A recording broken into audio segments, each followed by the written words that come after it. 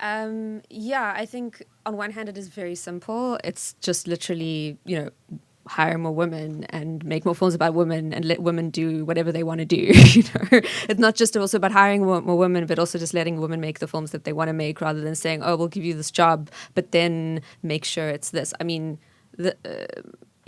I was told that because my film was a feminist film, that I should have a lesbian love story in it. I'm not making this up.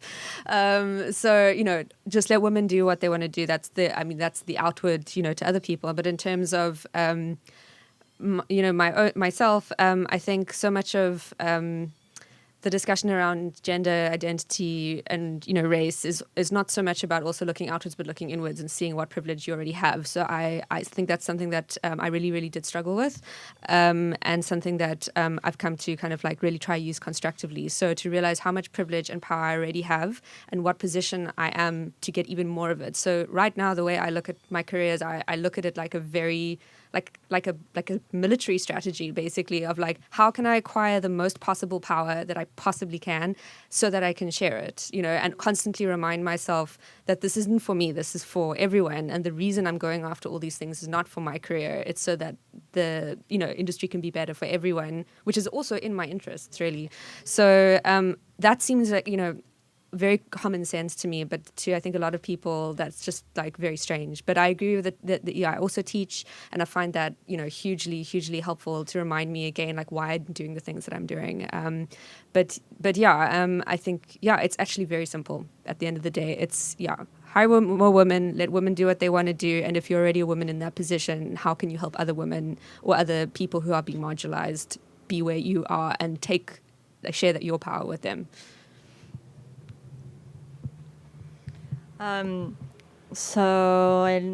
número creo que es muy sencillo. Como ya se dijo, hay que contratar más mujeres, hay que dejar que las mujeres hacen más películas y hay que dejar que las mujeres hacen las películas que quieren hacer. No intentar hacer que hagan otro tipo de cine. Por ejemplo, cuando hice Flatland, ya que es una película feminista, me dijeron que tenía que tener una historia de romance de amor lesbiánica. Y yo dije, pues no es así. Entonces la cosa es dejar que las mujeres hacen lo que quieren hacer. Y todo ese discurso alrededor del género, de la identidad y de la raza, hay que buscar más adentro y considerar nuestro propio privilegio y nuestro propio poder y usarlo de manera constructiva. Yo como veo mi carrera un poco como una estrategia militar, que cómo puedo adquirir lo más poder y lo más privilegio posible y luego compartir ese poder con gente que no necesariamente tendrá acceso a ese poder. Que entonces yo digo que no es para mí, es para mejorar la industria, que luego es bueno para mí también, ¿no? Se me hace como sentido común hacer eso. También doy clases y es una muy buena manera de como recordarse a uno mismo por qué hacemos lo que hacemos. Pero sí, al fondo, al final del día es muy sencillo. Contratan más mujeres, dejen que las mujeres hacen el cine que quieren hacer y como mujeres en posiciones de poder usan su poder de manera constructiva para ayudar a más mujeres en posiciones menos, con menos representación.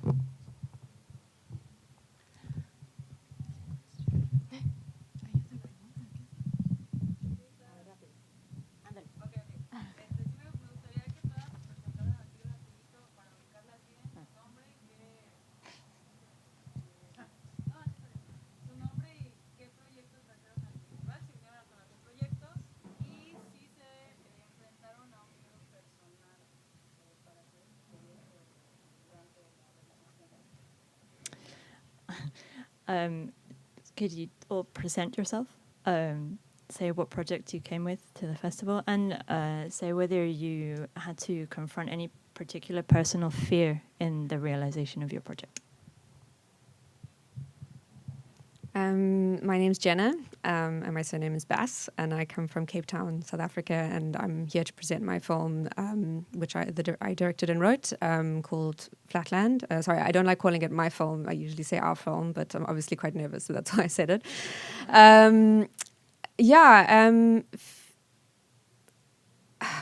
nothing specific. I think the only thing that to confront is just this like constant,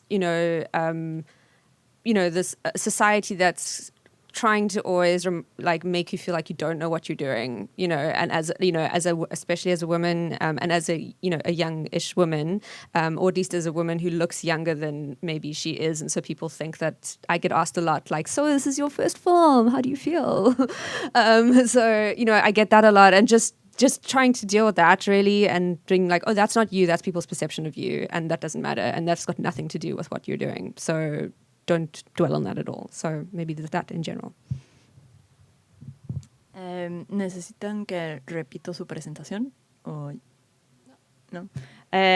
Con respecto al miedo, no un miedo específico, simplemente como la necesidad constante de la sociedad de hacerte sentir que no sabes qué estás haciendo. Yo como cineasta soy joven y parezco más joven de lo que soy, entonces siempre tengo la pregunta condescendiente, ¿es tu primera película? ¿Y cómo te sientes? Y no, pues no es mi primera película, pero tengo que recordarme siempre que no soy yo eso, es una percepción de mí que viene de afuera y que no tengo que dejarme pensar mucho en eso. Hi, my name's Theresa Ikoko and I'm here with Rocks, the film. I think for me, some of the fears were probably on threefold. The first is quite a personal film, so one of the fears that I had about how my family would respond to it, how they would receive it if the heart of the film, if the idea of presenting joy and perseverance and resilience sometimes in darkness, if the light would outshine the darkness and my family would see that. It was intended to be a celebration of love rather than a critique. I think in that respect it's been successful, at least amongst the small group of my family. And another fear I had was because it very much represents the community that I grew up in. It's actually shot in and around the estates that I grew up in, and it looks like the people that I grew up with. I hoped that they would receive it as a film, a love letter, a love story about our community. I was nervous that they, because there's a lot of films done and TV done in and around our community that is very much from an outsider looking in, and I feel confronted and affronted by those stories, and I hoped that this would be a different experience for us in the cinema. And I think the last thing, which I was surprised at, sort of touches on what I said earlier about when the first press, and this is quite personal, and I don't think people involved with the film would mind me saying this because it's truthful. When the film was first press released, it was released as Sarah Gavron's Rocks. And I didn't realise how much of an assault I would find that. I found it quite painful and difficult, and the constantly having to reclaim for all of us authorship and ownership of our own stories, undo the image of a white middle-class woman telling a story about black kids. That is a constant struggle. That is a constant, it feels like a constant abuse, a constant reinforcement of ownership over us and the invalidation of us and our culture. Really, really, really lucky, and not lucky because it's what people should be doing, but I'm glad that we have a crew and a production team and a distribution team and a publicity team that completely understand. So when the press release first came out, Sarah wrote a personal letter to all the heads of festivals, to newspapers, to reporters, to remind them that this isn't her film. She doesn't have the right to author this film. She's a director, but she facilitated the storytelling, and this story was told in collaboration with, in this film, I think our editor was just as important. The families of the young women in the film contributed so much. The community leaders and youth workers contributed to the storytelling. Our associate producer, who later became pretty much the co-director. There were so many women at Toronto. We had 30 women on stage, and it was important. We had to fight to have all 30 women introduce the film, but it was important to show that this is a film that belongs to all of us and that is for all of us. So that sometimes is a conversation that I find. And I guess one of my fears is that while we do festival circuits, yes, we can continue to have that conversation, but eventually in 5 years' time, when people Google this film, would all of us have been erased? And would it? And my fear is the erasure of the black and brown storytellers that, for me, this film predominantly belongs to.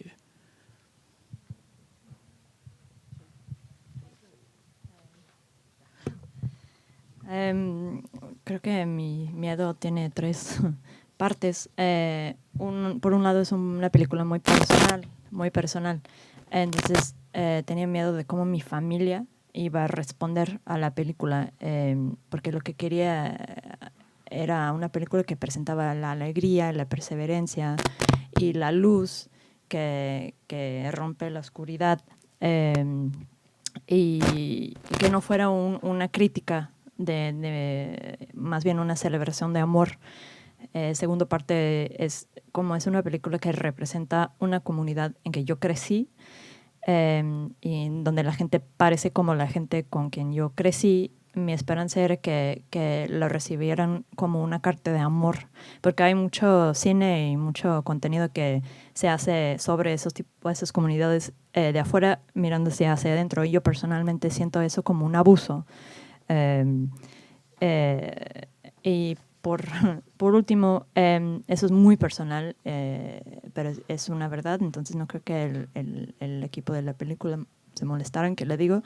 La primera vez que se presentó la película en la prensa, o sea, el boletín de prensa decía Rocks de Sarah Gavron, y yo sentí que eso era un abuso, lo sentí muy doloroso y muy difícil.